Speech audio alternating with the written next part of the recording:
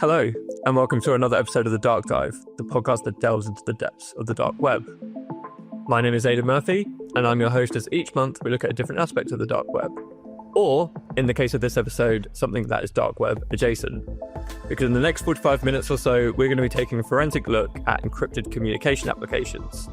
Platforms like Telegram, Signal, Tox, that aren't strictly speaking part of the dark web, but are used by the same cybercriminal underworld. I'm joined by two colleagues to discuss a whole range of encrypted communication applications, from the mainstream to the incredibly niche. Dave Osler, head of product at Searchlight Cyber, who regular listeners will remember from our episode in Series 1 on dark web marketplaces. Hello, Dave. Hi, Aidan. And Vlad, a threat intelligence analyst at Searchlight Cyber, who appeared in the Season 1 episode on dark web forums. Hello, Vlad. Hello, everyone. Before we kick off, I think it'd be good to give listeners a quick reminder of who you are and what you do. Dave, maybe we can start with you. Yeah, thanks, Aidan. I'm Dave Osler. I'm the head of product management here at Searchlight Cyber. I've been in the company for 3 years and my background's been in product management for a long time. I spend my days working out the capabilities that we can deliver to customers through the product and building those out and getting them out to the market. Brilliant. Thanks, Dave. And Vlad? Yeah, I've been a threat intelligence analyst here at Searchlight for the past year and a half, but I've been in the industry for way more than that, about 4 years. I spend most of my time on cybercrime forums and monitoring other messaging platforms like Telegram and so on and so forth. I also spend a lot of time monitoring ransomware groups. I think there's only one place to start today's podcast, and that has to be Telegram, which I believe, and my guest can tell me if I'm wrong, is probably the most mainstream of the apps we're going to talk about today. And it's an app that's recently been in the news. Vlad, let's start at the beginning. For anyone who doesn't know, can you give an overview of Telegram? Yeah, of course. So, yes, you're right. Telegram is definitely the most mainstream out there. First of all, it's an instant messaging platform. It's been around for more than 10 years. It launched in 2013. And nowadays, it's close to 1 billion monthly active users. And when I say close, we don't really know the exact figure, but it's more than 950 million. Well, yeah, threat actors use it because of its perceived focus on privacy. But however, end-to-end encryption is only available if you select the secret chat option. And a lot of users don't know that, and they use the default setting instead. Okay, interesting. I think it's worth probably pointing out that Telegram isn't just used by criminals, right? My understanding is this is a very popular application, especially in Eastern Europe. It's used kind of like WhatsApp, I guess, in Western Europe and in America and things like that.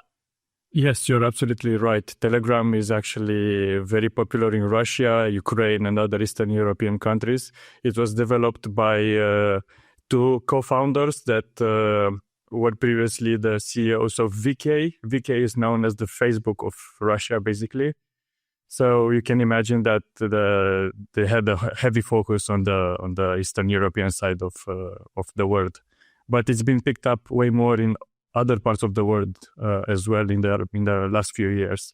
Okay, brilliant. And as you say, so it's used by criminals because of this perceived level of encryption, but you're suggesting that the encryption actually isn't used by most people who use Telegram. From my experience, it's not. To be honest, the secret chat option is not even that easy to turn on. It requires more clicks than it should. So we have to remember that this application was developed to cater to regular users after all, not to cyber criminals. So you can imagine why the secret chat option is not really in your face. But Telegram was adopted by cyber criminals because it allegedly didn't share user IPs or other information with law enforcement, and it also did not comply with the subpoenas. So that's an advantage. Yeah. Okay, so what type of crime, and this is a really big question, what type of crime do we typically observe on Telegram? We can start at a high level and then maybe go further down. To be honest, we see all kind of cybercrime on Telegram. We see everything from little petty crimes like little scams and people selling compromised accounts to streaming services and so on. But other criminals go as far as creating fully automated marketplaces catering to drug users and drug trafficking. And this makes it very easy for anyone to purchase cocaine, marijuana, LSD, and other drugs and pay them via cryptocurrency. But if we go beyond drugs and other crime like this, we also have to take into account that malware developers are using it. They promote their services, they recruit partners, they reach out to customers, and so on. Regular listeners to the podcast, this will all sound very familiar because this is similar to the type of crime we see on the dark web. Dave, I guess from your perspective, do we see customers of ours who are interested in investigating dark web crime or protecting themselves from the type of crime on the dark web? Are they also interested in monitoring apps like Telegram? Yes, absolutely. And we've seen this kind of increase over time, that customers don't just want coverage on the dark web. They also want coverage on sites such as Telegram, but just not exclusively just Telegram. There's also other platforms as well they want coverage of. From their perspective, they're looking for threats. They want to understand threats or investigate actors. And those people don't necessarily belong to a strict platform. Those actors can exist on multiple platforms. They can move between platforms over time as well. So really, we cover a multitude of areas that this information happens on. So that includes the dark web, so Tor, but also Telegram. Yeah, and I think that's why this episode is important, to explain that, yes, while these apps aren't technically the dark web, listeners can't see I'm doing quotation marks, there is a link. And does that marry with your experience as well? Do you see actors go between these apps, or, for example, they're on the dark web, but they're also sharing their Telegram handles and that kind of thing? Yes, actors, they usually use whatever is easiest for them, and they have to take into account the security part of it. But Telegram has certain features that cannot be found anywhere else. For example, Telegram made it really easy for cyber criminals and malware developers to leverage the platform as a command and control tool, which means that in-platform bots can be developed, and these bots, they can serve a number of purposes and have a number of functionalities, including delivering information from stealer logs, host stolen files, and serve as live control panels for phishing pages and more. So this is kind of a unique feature of Telegram. You cannot find it anywhere else. But other more common features like texting and having group chats and so on, they can be found in other places as well. Other places that can be more secure. But of course, cyber criminals really cherish these features that Telegram has and no one else has. That's really interesting. So Telegram almost has features for cyber criminals that they would have to develop themselves on the dark web, for example. But they're kind of like good user experience that is kind of ready-made tools for them to use. Is that what you're saying for that? Exactly, but these features, they aren't developed for cyber criminals. They are developed for everyone, for legitimate purposes. But cyber criminals found a way to use that. And given the fact that it's generally free to use Telegram and it's so easy to create these bots, then yeah, you can see why they're using it. I see. Okay, so these are legitimate features that have been abused, let's say, by cyber criminals, rather than Telegram developing features for cyber criminals. That's a very, very important distinction. Exactly. You're right. And one segment of the crime that goes on Telegram, I just wanted to ask you about that, because you talked to me about this in the past, is hacktivism. These are cyber criminals who are motivated by political or kind of geopolitical causes. This mostly takes place on Telegram rather than the dark web. Is that right? Yes, you're right. So we see a lot of financially motivated actors using Telegram to communicate with potential customers and database vendors advertising their data and so on. But of course, besides these financially motivated actors, we also see hacktivists. They're using Telegram to brag about their latest attacks. Usually, these attacks are in the form of distributed denial of service, which is also known as DDoS. They use the Telegram platform to recruit adepts as well. But lately, we've observed an alliance of over 70 hacktivist groups known as the Holy League. They're using channels to promote themselves. But they were generally anti-Israel and pro-Russia. However, in the past couple of weeks, it seems like the alliance has started to slowly break apart, but it's not fully over yet. We'll see how it goes in the near future. Wow, okay, that's a pretty hefty group there. So for hacktivists, I guess this is to get to the differences between the dark web and Telegram, then I guess for them, Telegram holds some advantages because what they're trying to do is publicize the attacks they're making. If a hacktivist makes an attack and nobody knows about it, it's less valuable to them. It's like a tree falling in the woods. But people like the Holy League, if they attack someone for kind of political or geopolitical reasons, they want people to know about it. So Telegram is a better channel to get that message out there. Yeah, Telegram is probably the best channel out there, the best means of transmitting this information out there because it has such a large user base. As I've mentioned already, it has close to 1 billion users.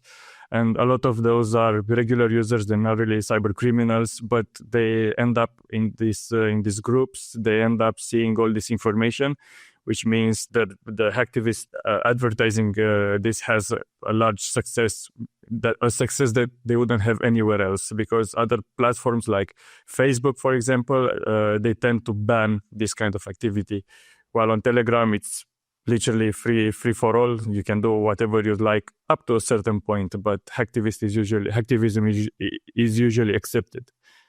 Well, let's get to that certain point then, because there was a recent two big developments with Telegram that are linked. So I think just to explain this a little bit, the CEO of Telegram was arrested in August in France. He was later released, but subsequently Telegram updated its privacy policy, probably linked to his arrest, saying that they were making some changes, and those include sharing phone numbers and IP with law enforcement when requested. So this is quite a significant shift because, like you say, one of the benefits for threat actors or cyber criminals of using Telegram was this perception that they weren't going to be handed over. Maybe could you explain what's changed over the summer on Telegram in terms of the arrest of the CEO? Well, that change happened quite recently, and we saw an initial wave of threat actors looking to change platforms or at least operate somewhere else as a backup to Telegram. But in the absence of significant law enforcement activity yet, actors remained on Telegram, probably from inertia and comfort, or because of Telegram's unique features that we've already talked about. Given the change in the privacy policy, a key example of what one of these changes mean is that IPs will be shared with law enforcement, and they will start communicating with the governments more closely.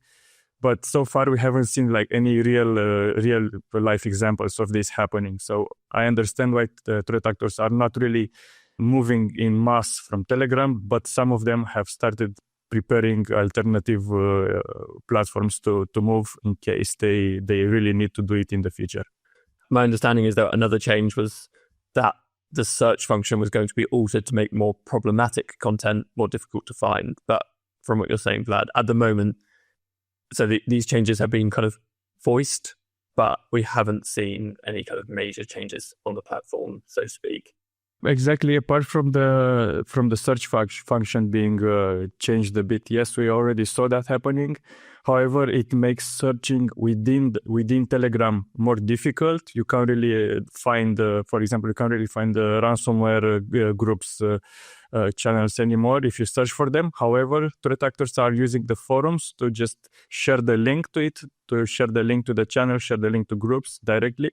So with this, you don't have to search on Telegram. You can just click on the link on the forums, and it will take you directly to the forum. So you don't have to use the search function. In a way, it's easily bypassable.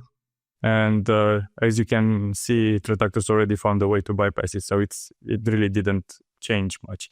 But it did change a lot for regular users who don't have access to the forums. They can't really find problematic results anymore. But those who are really invested on the platform, who are proper cyber criminals, they will have no problem with accessing the content they like. Okay, interesting. And as you said, so there was a bit of a backlash, maybe that's putting it mildly, against this within the cyber criminal world.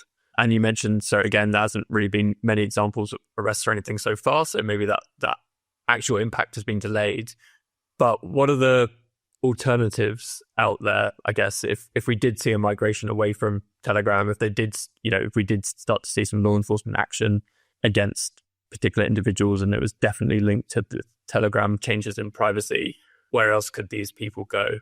Of course, Telegram is not the only instant messaging platform used by cyber criminals. One of the most popular alternatives is Tox. Tox is a peer-to-peer protocol, It's used by threat actors worldwide, but it's especially appreciated on Russian-speaking forums. While a key distinguishing feature of the platform is that it does not use any central servers, and all communication is strictly peer-to-peer. This also means that the sender and receiver have to be online to send and receive messages. If one of them is not online, then the message will be basically lost in transition. This tool is often used by ransomware operators. Some interesting examples include the support of Logbit, RansomHub, Akira, Killsec, and the list goes on. All of these are representatives of the ransomware groups. We can see that they're sometimes using for proper support for victims. They're using talks to purchase initial access from initial access brokers, or they're using it to sell compromised data. So there's a lot of reasons why they are using it. Tox is also a reasonably basic app. Realistically, it's only being used for one-to-one conversations. There are no channels, there are no bots, there are no fancy features like Telegram has. But for obvious reasons, threat actors do not use the video calling option. That's a feature Tox has, but obviously no one is using it. Yeah, so it sounds like, again, this is on the assumption that people do start to move away from Telegram. Or like you say, people already use Tox, but Tox is used for maybe one element, which is this kind of back and forth, one-to-one communication element, and it's encrypted. But it isn't going to replace, for example, a hacktivist channel with thousands of viewers, because that's just not how Tox is built. It's not built for that kind of broadcast element, I guess. Yeah, that's right, but that's in the present. You never know how in the future it will change, especially that if Telegram does go down in terms of its user base because of the new privacy policy, maybe developers for Tox and other platforms out there start increasing the number of features on their platforms. So this can be seen as good starting point to make their platforms even better and even more accessible to cyber criminals. But yeah, that's only speculation at this point in time. We'll see how it goes. Okay, great. What other apps are there that people are already using or could become more popular? There's quite a few. For example, Jabber. Jabber is a messaging service based on XMPP. It also requires a client, Pidgin, the most popular one. One thing that I failed to mention for Tox is also just a protocol, but you need a client to access it. The most popular client is Qtox for this. Sorry to cut in, Vlad. Can you just explain to me what a client is? The easiest way to compare it in a very, very high level, the client is basically your computer, your end device, while the protocol is the internet. So you need a device to access the internet, the same way you need a client to access the protocol.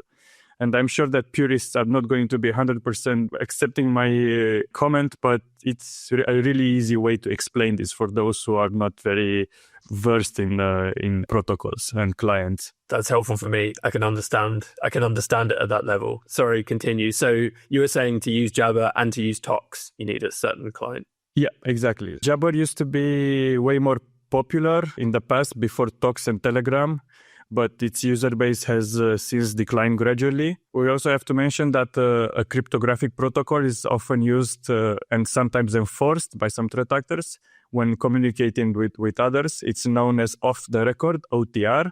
Jabber is way more popular with old-school threat actors, and similar to Tox, it doesn't really have many features. It's mostly used for one-to-one conversation, just like Tox. Okay, great.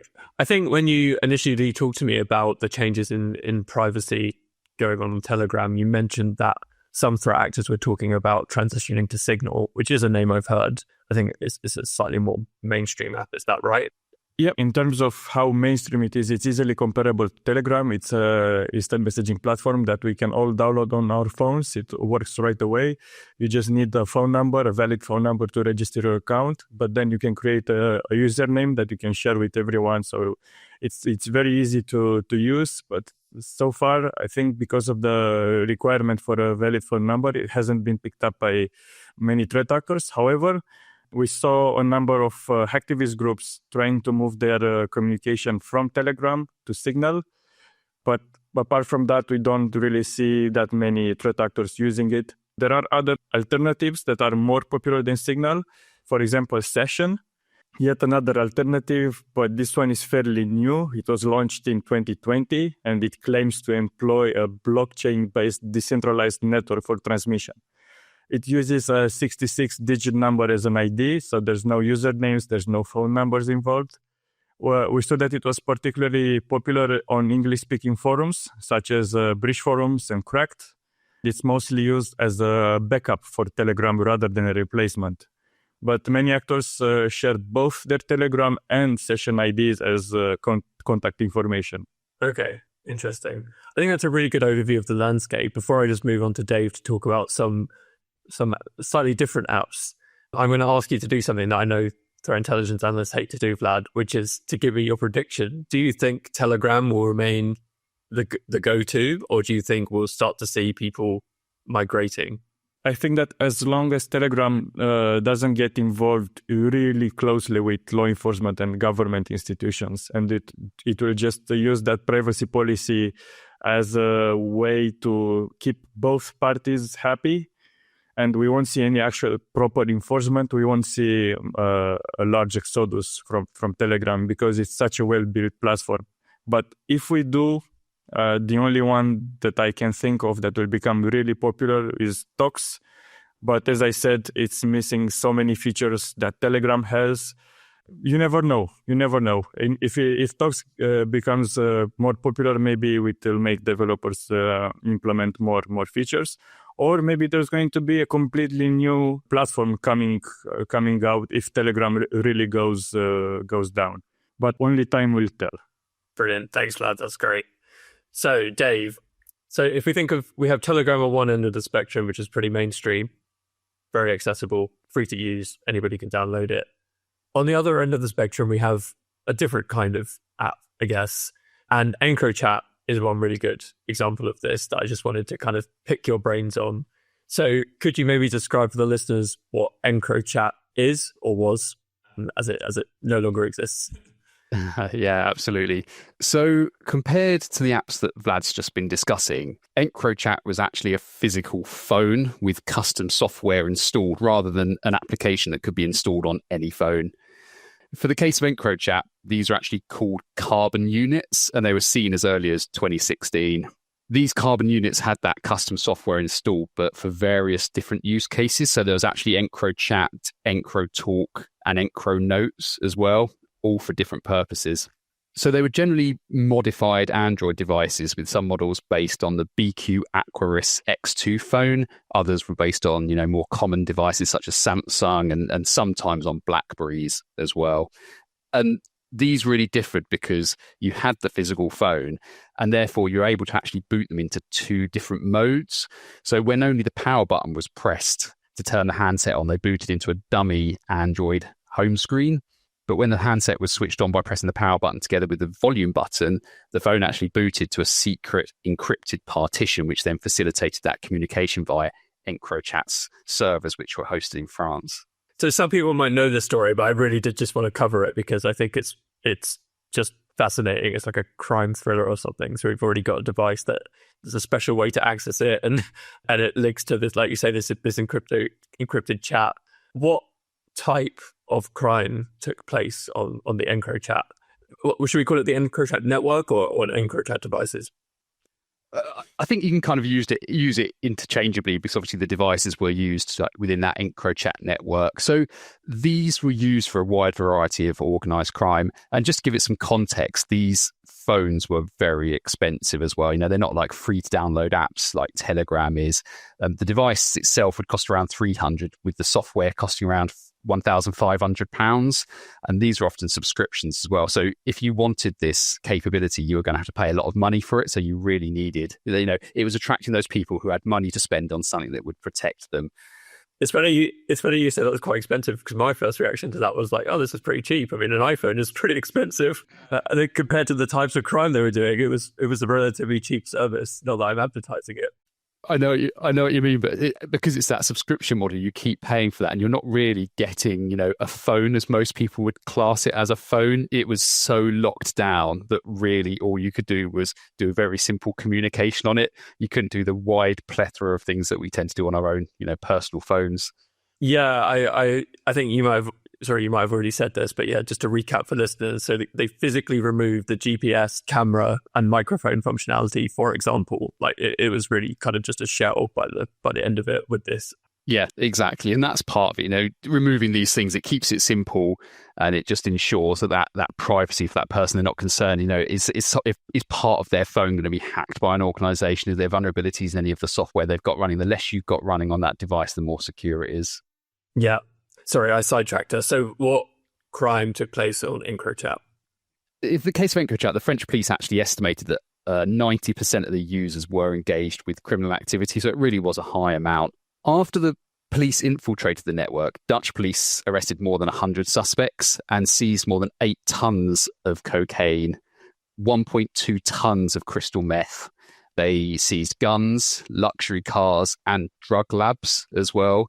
So this goes to show the type of criminality. And on top of that, on the 22nd of June 2020, the Dutch police also discovered a torture chamber in a warehouse east of Bergen op Zoom. So apologies to any Dutch people listening to this for my pronunciation, which was still under construction at the time, but included 7 cells made out of soundproof shipping containers.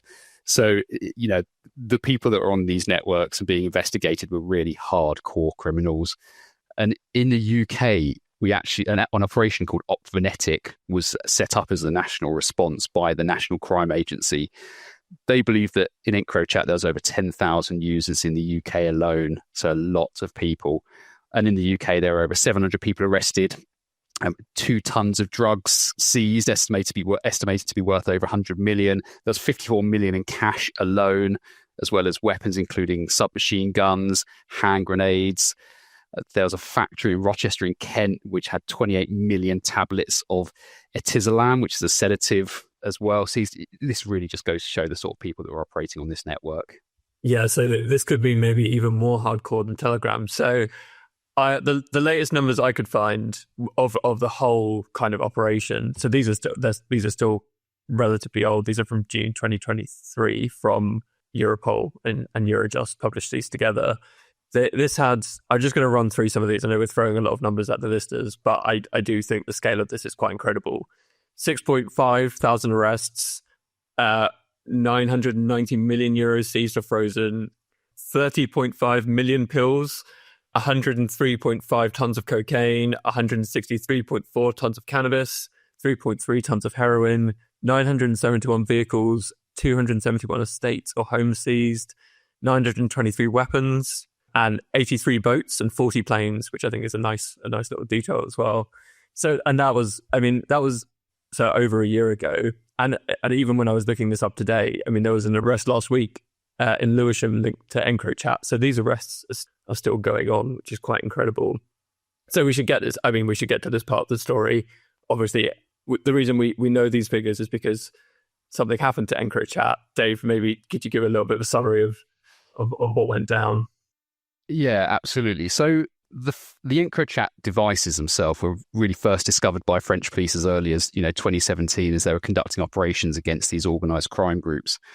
And that investigation really accelerated in early 2019 when they received some EU funding. And in January 2020, a judge in Lille in France authorised the infiltration of the EncroChat servers. So by April 2020, police were sat on what they called a data tsunami of over 18 million messages and images exchanged between the organised crime groups.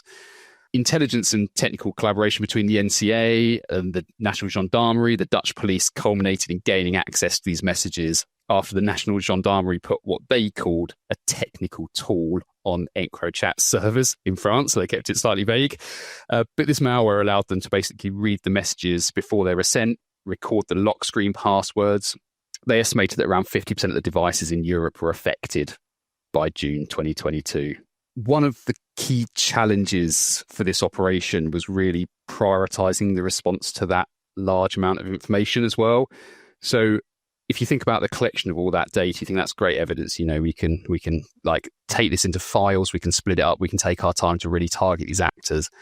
But actually, the police also had to manage threats to lives. So these are known as TTLs, and you have to act on that straight away. So these TTLs involved targeted shootings, kidnap and torture.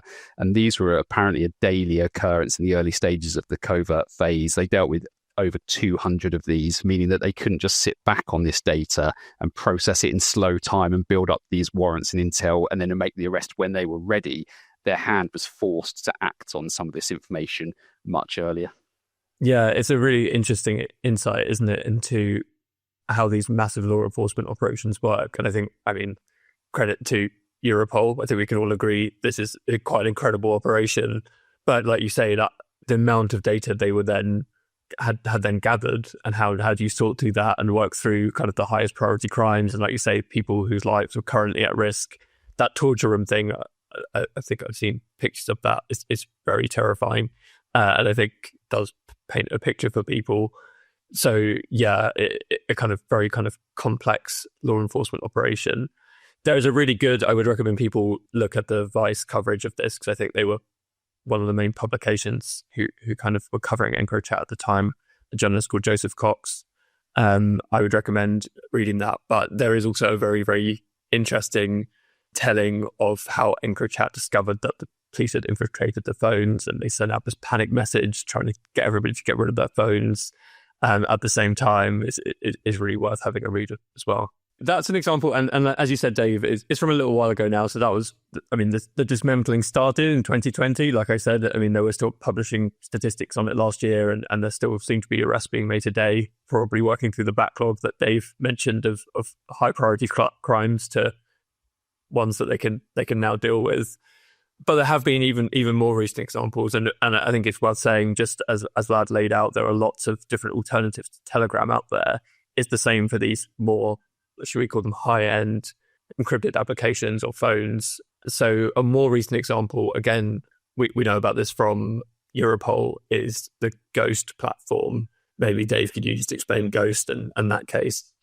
Ghost was, in many senses, very similar to that EncroChat model, where handsets were basically a modified smartphone with subscriptions costing around $2,350 for 6 months, including the device.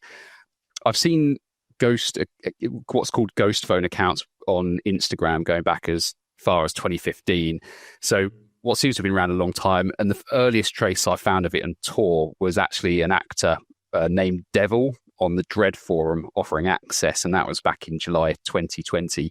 And Ghost really seems to gain popularity around 2021.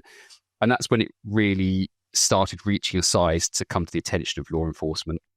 Yeah, okay, brilliant. And then the law enforcement operation, that this is really recent, so September 2024. Could you give us a little bit of an overview of what's happened here? I mean, again, I think it's very, very similar to the EncroChat story. It is very similar sort of criminal scene acting or criminal scene on that platform. Over 50 suspects arrested. Again, it's not just within a single country. This is across wide geographical areas. There's been arrests in Australia, Ireland, Canada, Italy. In Italy, it was a member of the mafia arrested, or one of the mafias within Italy as well. The Irish police seized 15 million euros worth of cocaine and a number of devices. It's really a very similar thread to the EncroChat use case. Yeah, and I suspect these initial figures we have of the seizures, the people arrested, it may be similar to EncroChat in that this might just be the tip of the iceberg, and we may, as we have with EncroChat, get into 3 years' time, this is the total sum of the people that were arrested, right? Exactly. The police only have so much resource, and when you give them this much information, they just have to prioritize the most important cases first and deal with the rest later. So just because someone's not had their door knocked in today, it doesn't mean they're on a long list and will come up at some point. Something I just kind of want to maybe wrap together here is that we've talked about this a lot in the past few podcast episodes, so we do seem to be seeing more police action. I think this applies to both examples, actually, the more high-end EncroChat examples, but also, the arrest of the Telegram CEO. It does feel that law enforcement are making waves here. With, I guess, Dave and Vlad, would you agree with that assessment? They are definitely impacting these. is a bit like whack-a-mole. As they come up, you hit them back down, and then another one pops up and you hit it back down. And I read a really interesting quote from Paul Williamson, who was the UK Silver Commander for the operation on OpVenetic, which was the EncroChat operation in the UK. And so he said in his words, "So surely now, with the biggest organised crime group bust in history, we can expect a major sustained fall in the case of the drug market, drug-related violence, drug-related deaths, exploitation through county lines and cannabis farms. But history tells us it does not and never will work like that. My concluding thoughts are, often hidden from sight, the true scale of organised crime, as evidenced in OpVenetic, should be a concern to us all. As OCGs or organised crime groups continue to exploit technology to their advantage, data-enabled investigations will be at the heart of what policing do. And the whole spectrum of law enforcement agencies need to be systematic and agile enough to meet this demand." So, in a nutshell, what he's saying is this isn't a one and done. This is a big investigation, a great outcome, but this work is going to continue. I thought for a second there he was a real optimist, but that quote really took a turn in the middle. Yeah, I have to agree with Dave on this one. It's always going to be a game of cat and mouse. I would compare the situation with instant messaging platforms to the situation with cybercrime forums. We know that a couple of years ago, Right Forums was taken down. It used to be the most used cybercrime forum out there, and it only took a few months to have a copycat of it, known as Breach Forums. So one gets taken down, the other one pops up. That will also be on the market for 1, 2, or 3 or more years, and then that will also be taken down by law enforcement, and another one will pop up. So it's going to be a continuous process of taking such services down. The same with ransomware. The ransomware groups, they sometimes get arrested, they get taken down, and then after a few months, they come back online with a different name, and they're part of a different affiliate program, and they continue business as usual. It's really difficult to keep up with them, especially that cyber criminals are spread all over the world. So we've talked about these different level of applications and devices, as Dave has correctly pointed out. Maybe, Vlad, just to tie it all together, from your perspective, so someone who looks at this, kind of holistically, how much of a crossover is there between kind of the dark web and these applications, whether we're talking about Telegram or Tox or whatever it is? For you, is this kind of one big problem for the cybersecurity and law enforcement community, or are they separate problems? How do you think about it in your mind? Well, it's very difficult to assess. I think it also varies with each platform. There are platforms like Tox, for example, that the crossover is quite big. Dark web and Tox, they go hand in hand. While Telegram, it's also, as we discussed already, there is a huge legitimate user base out there. There are normal people talking about their daily lives and so on. It's very difficult to answer this with just one short answer. Dark web has always been a never-changing environment. It really depends on the purpose of each platform. It depends on the developers and how they see their platform. Dave, how about from your perspective? I guess maybe the same question, and you might have a different perspective when you're working with our customers, for example. So again, cybersecurity, law enforcement professionals. Do you see this as one combined problem, the dark web and these kind of applications, or separate, or how do you look on it? I think it really differs between the law enforcement customers and the enterprise customers. Law enforcement are looking to identify individuals. They want to know who's behind these crimes so they can lock them up. Enterprise want to know, what are the threats posed to my business? Who's the adversary? What are their capabilities? What are they targeting in my infrastructure? What are their skill sets? So I think it's two very different problems.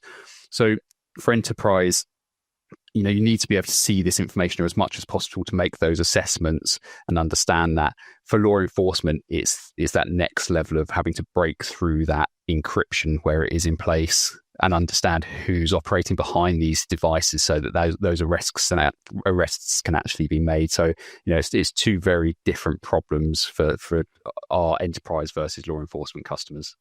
Yeah, that makes sense. I guess, Vlad, another way I might frame the question at you is that, so for example, as a threat intelligence analyst, if you're working in an organization and you only have the view of the dark web, or you only have the view of Telegram, is that an incomplete view? Do you need both to fully understand the cybercrime landscape?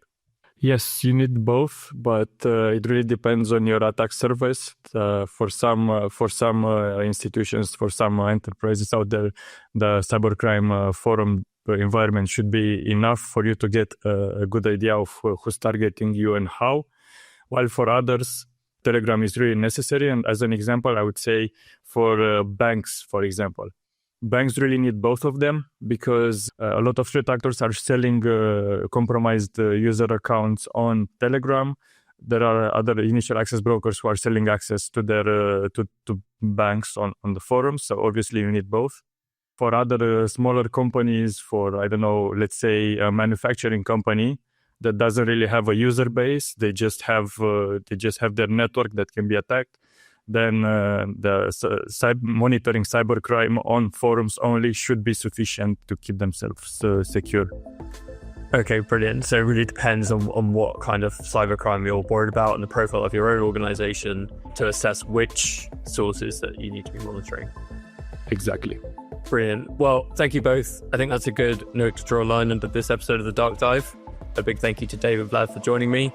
If you have a topic you'd like us to discuss on the podcast, please feel free to get in touch through the email address or social media accounts in the show notes. And if you can't wait to find out more, remember you can follow us for free on Apple Podcasts, Spotify, YouTube, or whatever podcast app you use. And get all of the episodes of The Dark Dive as soon as they're released. Until next time, stay safe.